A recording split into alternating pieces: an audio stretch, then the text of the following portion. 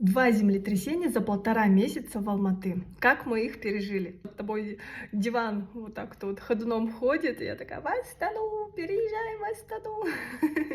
Паниковала. Но мы не вышли, потому что ребенок крепко спал. Реакция на стресс: я замерла. Вот, вырубилась в прямом смысле. Лязг, треск, ор, женский визг, и все побежали. Куча, толпа качков, все хотят выйти в одну узкую дверь. Это действительно страшно. Я думала, что там стена обрушилась. Тут же звонит Петя, говорит, что он выходил на балкон, и так тряхануло, что он упал. Представляете? Вообще жуть. И тут же нам позвонили из садика: забирайте малыша. Слава богу, что дети были в этот момент на прогулке. Некоторые наши знакомые уже собрались переезжать в Астану.